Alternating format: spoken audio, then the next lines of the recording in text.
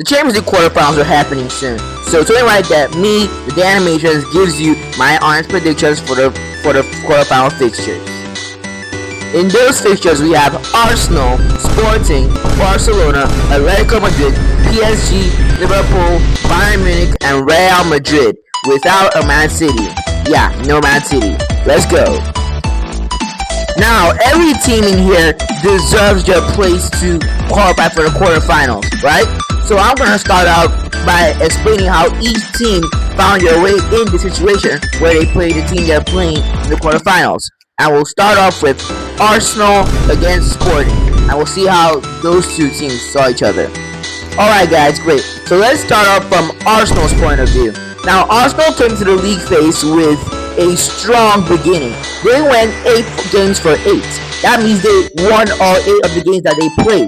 The first time any club in league phase history has pulled off an achievement like that. I know, my club Arsenal was the first to do that. Can your club do it? Can't. No, it can't. Wait, that's what I'm saying. They did that amazing feat, and I didn't just play some any pushover teams like Porto Glimt. No, they were playing against big dogs like Bayern Munich, Inter Milan, Atlético Madrid, 3 big European powerhouses. Oh well, 2 big European powerhouses and one who thinks they're a big European powerhouse.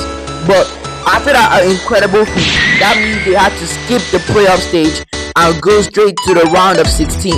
Where they met up an opponent in Bayern Leverkusen. And now against Bayern Leverkusen, they thought we thought that we'd go through pretty easily, but we kind of almost fumbled the bag in the first leg, drawing 1-1. But don't worry, in the second leg, thanks to bangers from Eberici Eze and Declan Rice, they were able to proceed 3-1 on aggregate to face Sporting. Now, with Sporting story, getting here is also a big achievement for their club, as they haven't been here since the 1980s.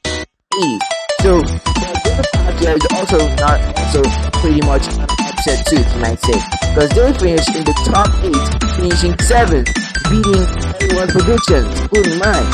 So Sporting finished 7th, meaning they skipped the playoff stages and played against Porto Glimt, who are also writing their own underdog story. So as Sporting played Porto Glimt, after the first leg, things were looking good for Sporting.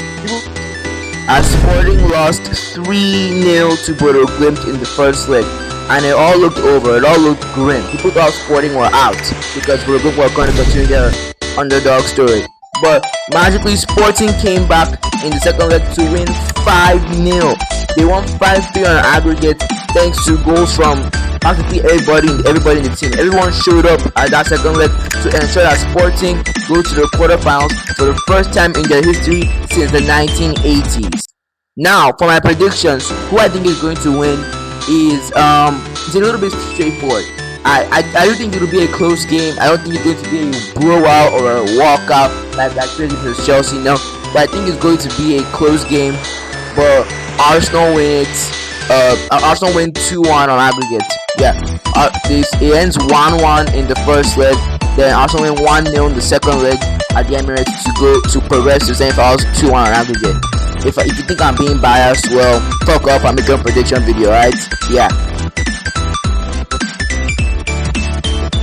So the next quarterfinal fixture we'll be going to is the one between Barcelona and Atlético Madrid.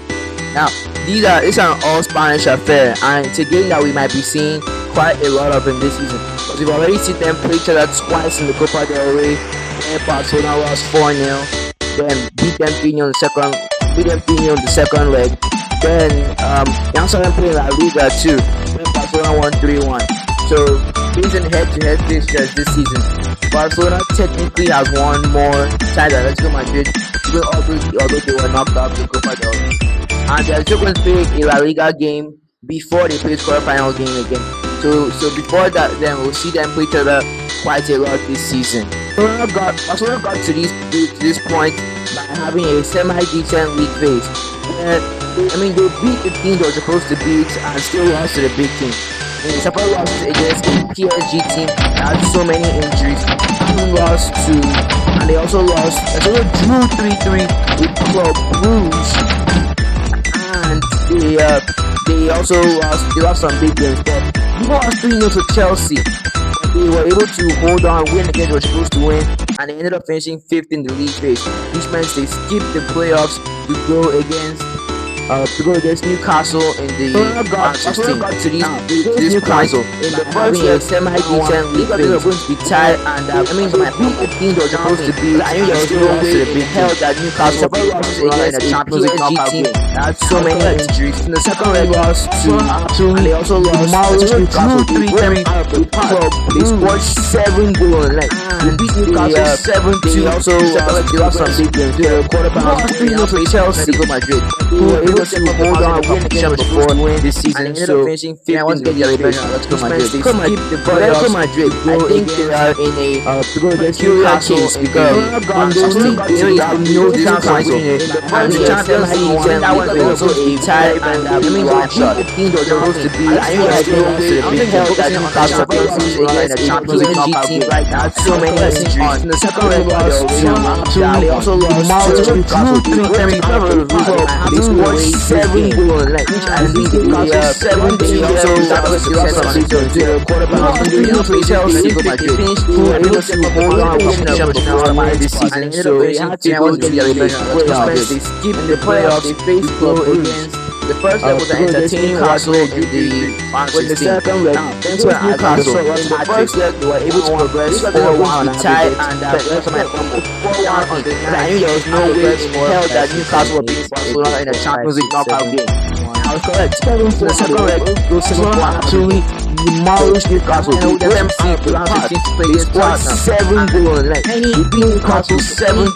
Second in the world, we saw Tottenham quarterbacks facing Atlético Madrid, who previously up the mountain competition before this season. So I want to get Madrid took care of them in the first leg. They smashed Tottenham 5-2. Thanks to Kinski, but they smashed them 5-2.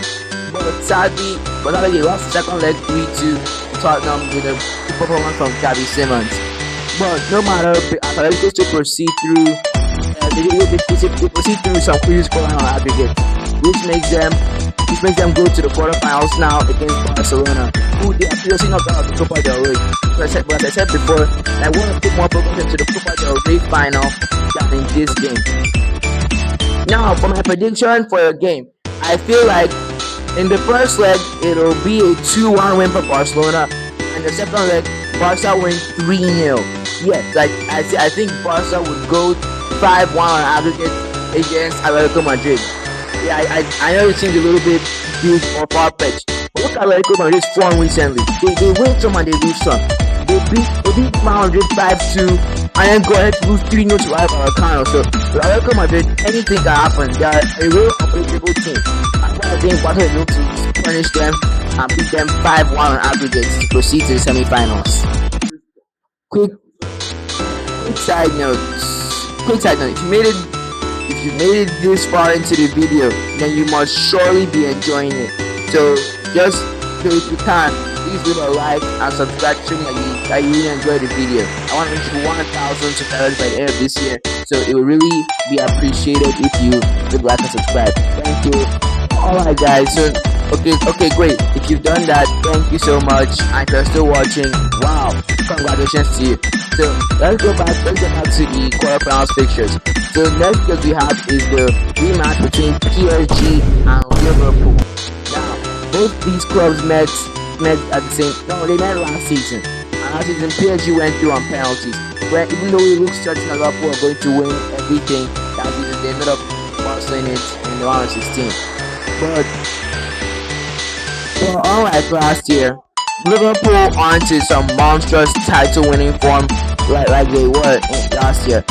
Right now, they might not even qualify for the Champions League next season at the rate they're playing. I think they're like 6 or 7 in the Premier League right now. Yeah, and they're most out of league at the end of the season too. And who knows, even Van Dijk and Everton and most of club super team might go at the end of the season too. But even PSG are in the highest of forms right now.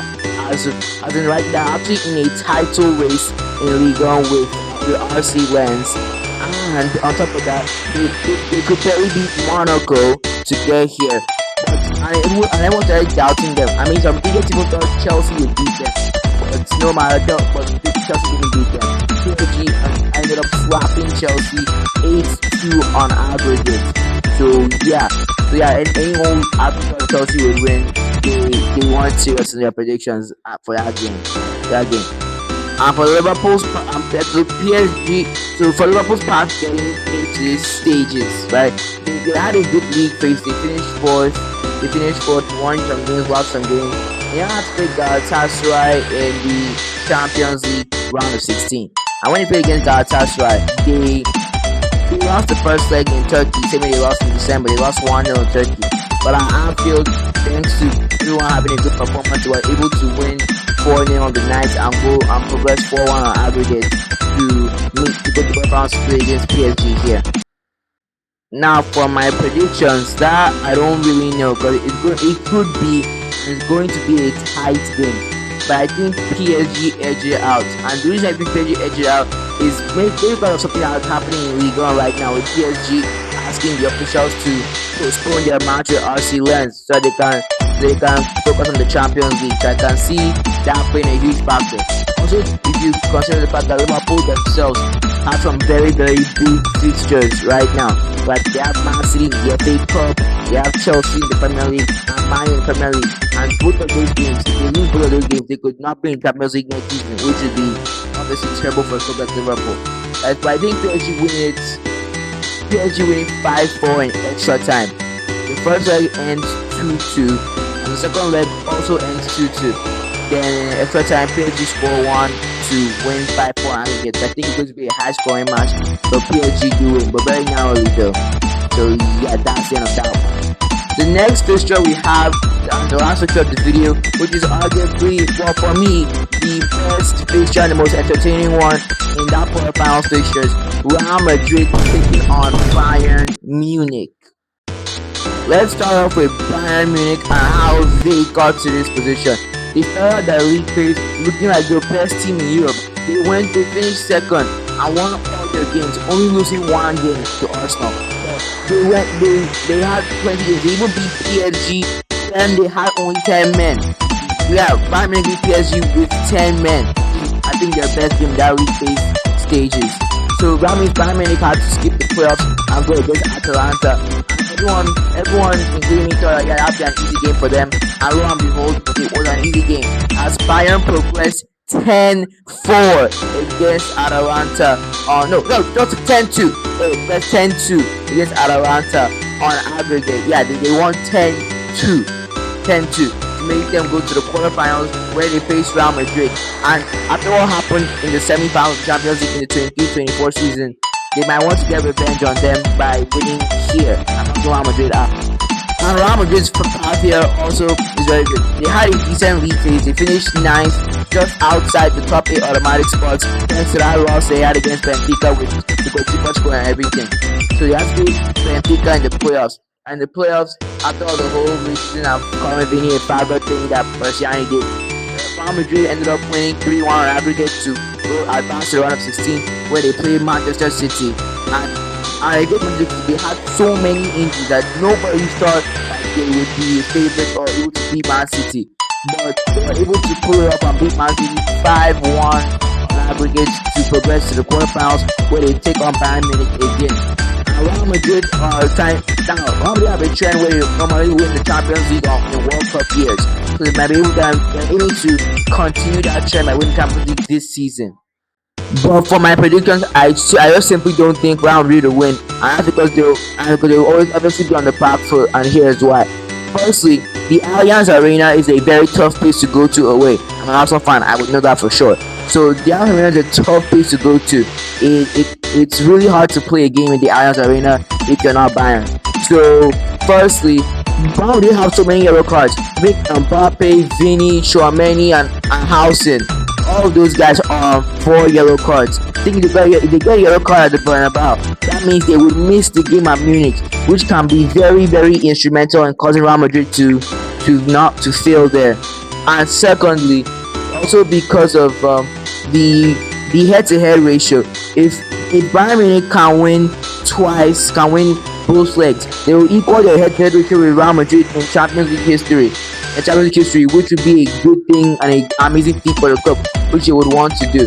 Plus, Real Madrid have some key injuries that can hinder them. Like, for example, Courtois is injured now. I think Courtois is normally what saves them, what helps Madrid win Champions League. Since Courtois is injured, they're going to have to play Rooney. And I think that wasn't bad enough. In our right back, they're playing Trent. So it's going to be Luis Diaz versus Trent Alexander-Arnold. Like, who do you think is going to win that? Obviously, Luis Diaz is going to mess up Trent Alexander-Arnold in that game. This is why I think Bayern win the game 5-3 on aggregate. They win 2-1 at the Bernabeu, and they win 3-1 at the Allianz to go 5-3 on aggregate. But they win 3-2 at the Allianz to go 5-3 on aggregate here. So there you have it. Those are my Champions League quarterfinal predictions. If you enjoyed the video, again, don't forget to give a like and subscribe. And I'll see you in the next video. This might be in a long time, but see you in the next video. Peace.